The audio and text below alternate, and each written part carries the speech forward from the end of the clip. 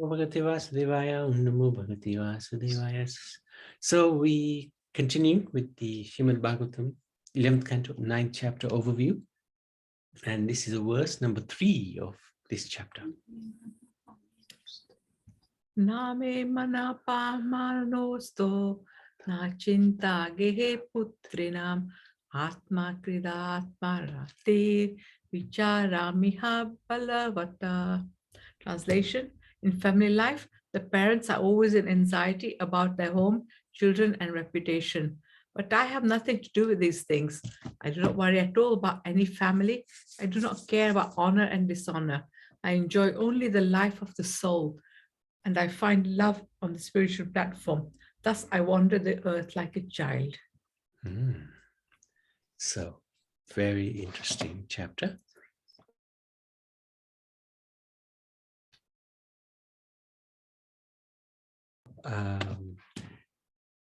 Detachment from all that is material. This is the name of this chapter. And the Avadut Brahman describes his 7 remaining gurus, beginning with the Kurara bird. He also describes an additional guru, one's own body.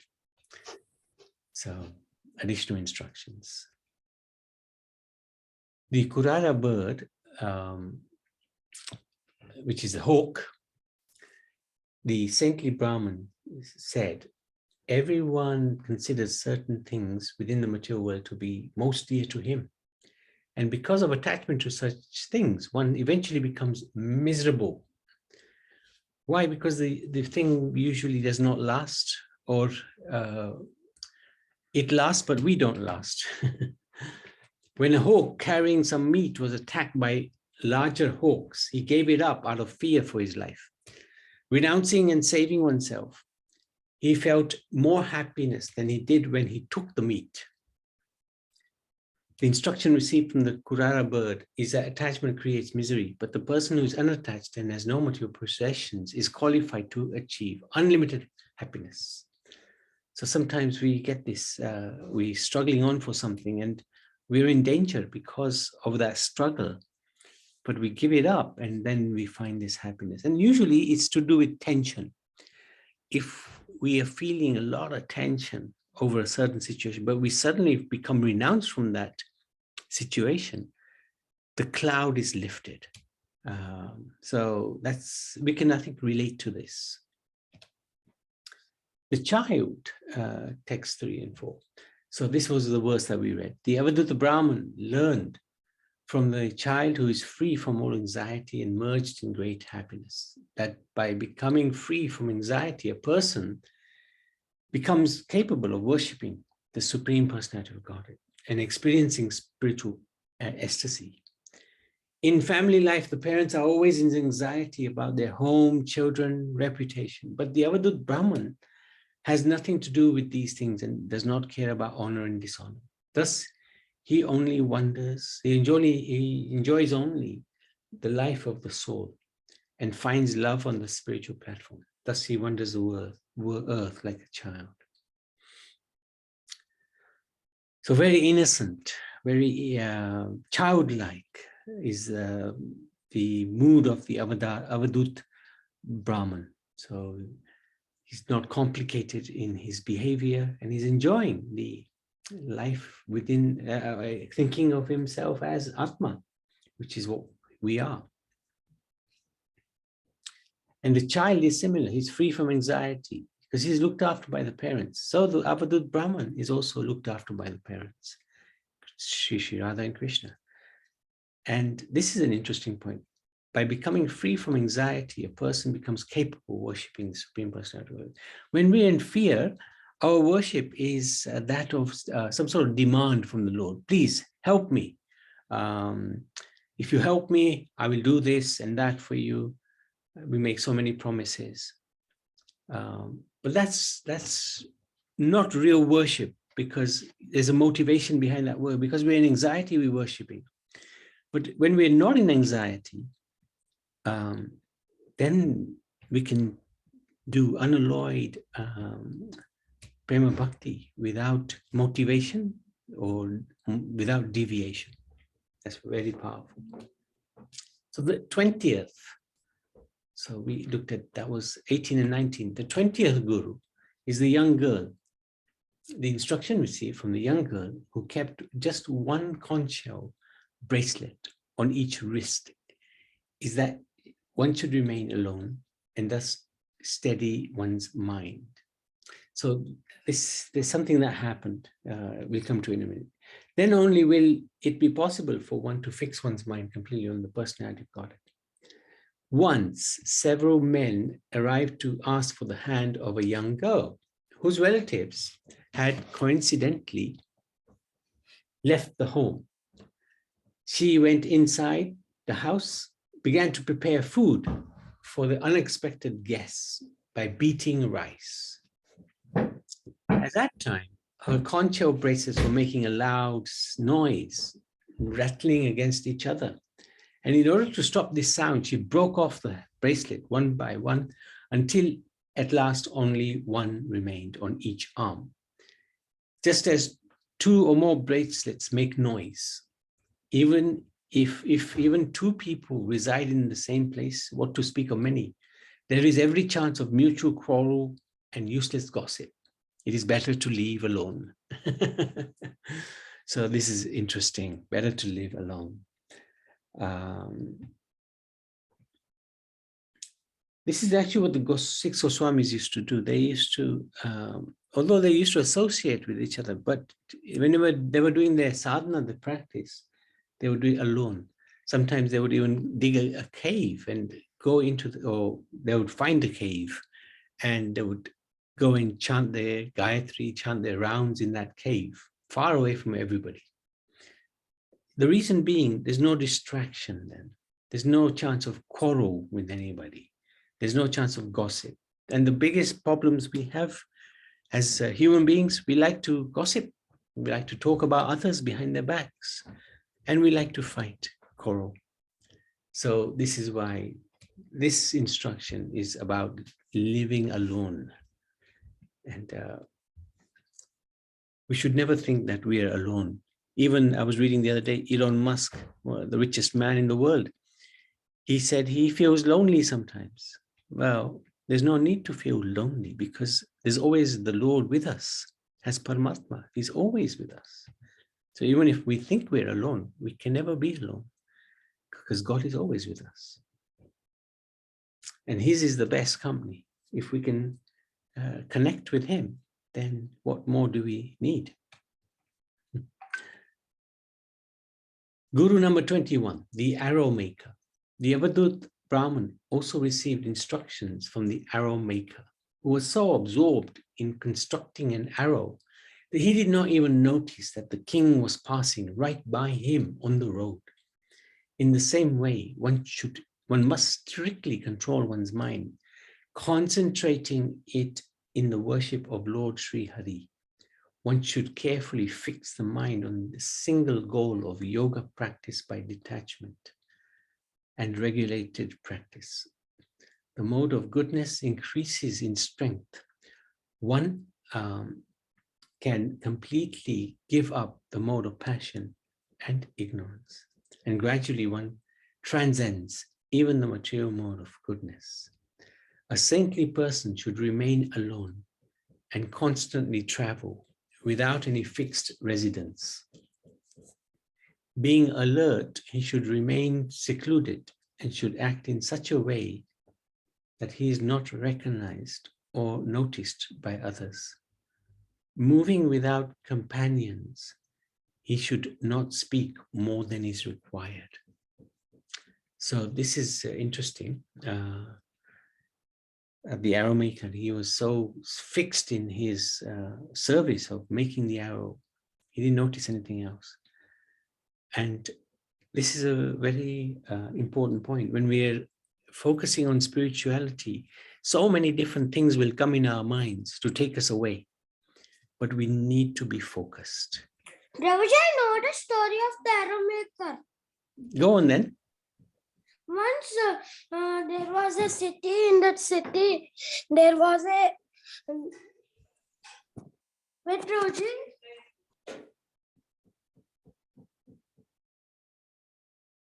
Prabhuji, can you hear me? Yes, we can hear you. So there was a city, and in that city there were many people.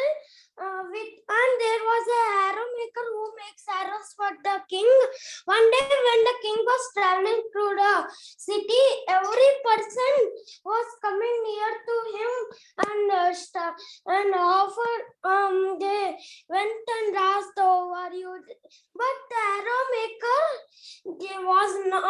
wasn't distracted by the king coming, so the king was impressed by him that he was not distracted. So he told you that you are a perfect example.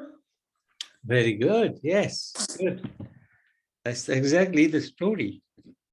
So this focus is very important. If we, when we especially take to spiritual life, many temptations come in our path.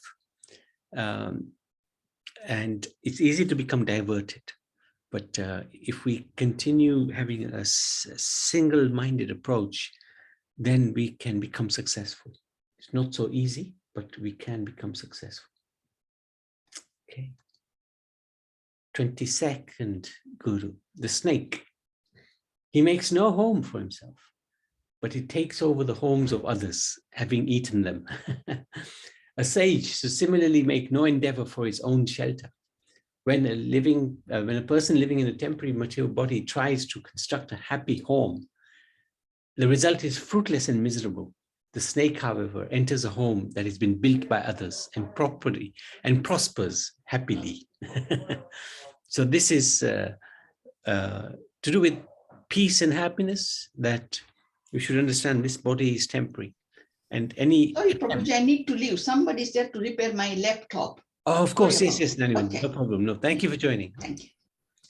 So very important to understand that this body is temporary. This body will one day finish. And if we try to think we are going to live in this body forever, we have a problem, because it will die one day. The body is already dead, actually. It's just made up of the 5 gross material elements. It's already dead. The soul is giving it apparent life. But actually, the soul is the eternal living entity. And that soul can never be happy in this temporary material body. So the snake comes, uses the home of others, and he's happy. He hasn't had to do much endeavor. So the soul can also be similar. Be happy in whatever we have. God has given us this gift of this human body. Make the most of it. 23rd Guru, the spider. The instruction obtained from the spider, who spins his web from his mouth and then withdraws it, is that the Supreme Personality of Godhead similarly creates from out of himself the whole universe, and then he winds it up into himself. But at the same time, he has got nothing to do with this world. This is the inconceivable nature of the Supreme Lord. He's the creator, but he's not entangled within it. So just like the spider creates the web, and he can withdraw it at any time, but he's not impacted by the web itself. Last Guru, 24th, the wasp. From the weak insect who assumed the same form as the wasp, the Avadut Brahman learned that the living entity, under the sway of affection, hatred, and fear, attains in his next life the identity of that object upon which he fixes his intelligence. So very powerful. The wasp trapped a weaker insect in his hive. This insect took on the mentality of a wasp out of intense fear of the wasp, and thus became a wasp in his next life. This illustration shows how one attains in the next life what one's mind is focused on, fixed on. So if we are thinking about our wealth at the time of death, then we'll come back and enjoy some wealth. If we're thinking about the husband or the wife, then we'll come back as in the opposite sex. whatever we're thinking at the end of life, that's what we will attain. That's what Bhagavad Gita's Krishna explains. Whoever thinks of me at the end, he'll come back to me. And that's a very important lesson to learn from Bhagavad Gita, from the Srimad Bhagavatam. So we have to be fixed, we have to be focused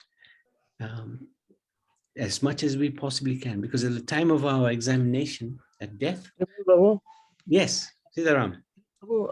you just said that we think of the Lord before we leaving our body, but it's quite very difficult at this moment. Prabhu. It's very difficult. Extremely. And the mind is uncontrollable by difficult situation of ours. So we should prepare ourselves. I don't know. Yeah, it's not easy. And Not easy. preparation is a work of life, of a whole life. Yes. It is very true. Thank you. Thank you very much.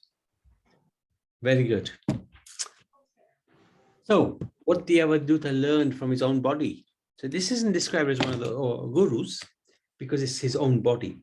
But we can learn from our own body, seeing that the fragile material body is subject to birth and death.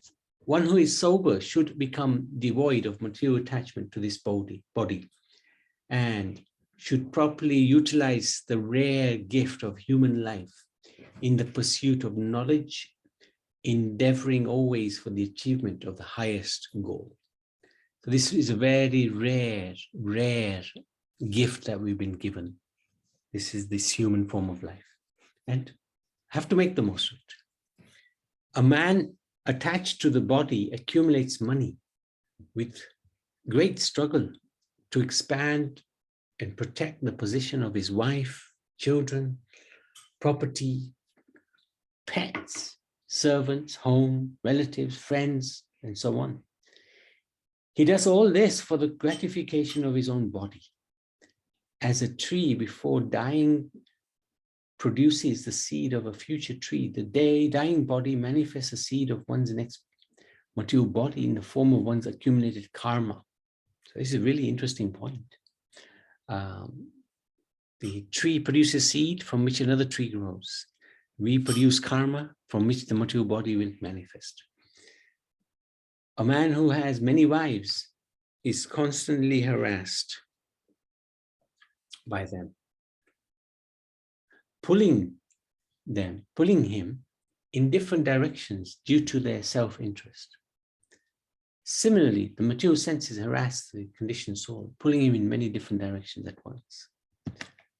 On one side, the tongue is pulling him to arrange tasty food. Thirst drags him out to drink a suitable drink. Sex organs clamor for satisfaction. The sense of touch demands soft, sensuous objects. The belly harasses him until it is filled. The ears demand to hear pleasing sounds. The sense of smell hankers for pleasant aromas. And the fickle eyes clamor for pleasing sights. So all these things pull us in all different directions. And the conditioned soul become very confused.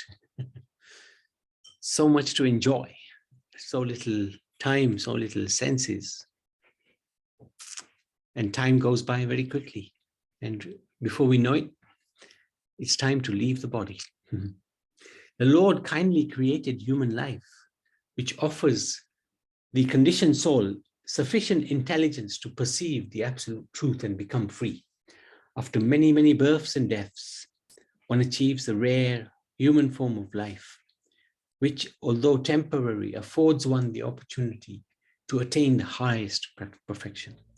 So in the Bhagavad Gita also, Lord Krishna explains, 7:19, he says, what does he say? I forgot the verse now. What was 7:19? Bahunam janmanam ante, jnanam mam papadate. And then the last line is Sa Mahatma Sadhulabha. Last time was Sarvamiti. Yeah, well done, well done. Thank you so much, Riyanj. Good boy. Thank you. So he repeats it here, that after many, many births, one may be able to achieve the human form of life, which is extremely rare. And such a soul is very rare.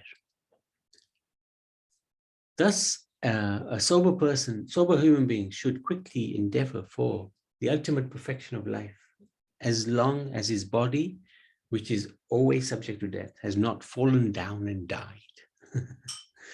Very good instructions here. Very, very nice instructions. So then, Avadut Brahman's final words. Having learned from my spiritual master, I remain situated in realization of the personality, Supreme Personality of Godhead, and fully renounced and enlightened by realized spiritual knowledge, wandering the earth without attachment of false ego. I wander the earth without attachment of false ego. Although the absolute truth is one without a second, the sages have described him in many ways. Therefore, one may not be able to acquire very firm or complete knowledge from one spiritual master. So sometimes it's interesting to learn from so many different sources. Krishna said, thus having spoken to King Yadu, the wise Brahmin accepted obeisances, worship from the king, and he felt pleased within himself. Then bidding farewell, he left exactly as he had come. Oh, Uddhav, hearing the words of the Avadut, the saintly King Yadu, who is a forefather of our own ancestors, became free from all material attachments. And thus his mind was evenly fixed on spiritual platform. Srimad Bhagavatam ki jai. 9th chapter ki jai. Any questions, any comments? That's the end of this chapter. No, Praj. Very good. Thank you. So we've gone through the 24 gurus, and tomorrow we'll do a quick revision of all the 24 gurus. It's going. Yes, Bhavan. Anyway, Hare Krishna. Hare Krishna. You know, when you said that when the person is dying, that is the difficult time to say the God's Yes. name. It is It very is. difficult. It is very. You want to say, but you can't say. Can't say it. They, Yeah. I don't know what the reason is. I mean, we do chant Hare Ram, Hare Krishna all 24 hours. Ah, But I have heard from the people that when the person is dying, they very, they want to say the name, but it will not come. very true. Very true, Bhavan. It's in the scriptures, it describes when one is dying, leaving this body, it's like 10,000 scorpions biting at the same time. Yeah, that's what I've heard. Yeah. Very, And it's very difficult to say. very difficult. I will. I'm sorry, but I will always pray. Please help me when I am coming to you. Yeah, that's a good prayer. It's a good prayer. Thank Because you. it's very difficult. Yeah, It's very difficult. Yeah. very true. I agree. Thank you. Thank you so much. Anybody else? Any comments? Okay, we can stop. Srimad Bhagavatam ki jai.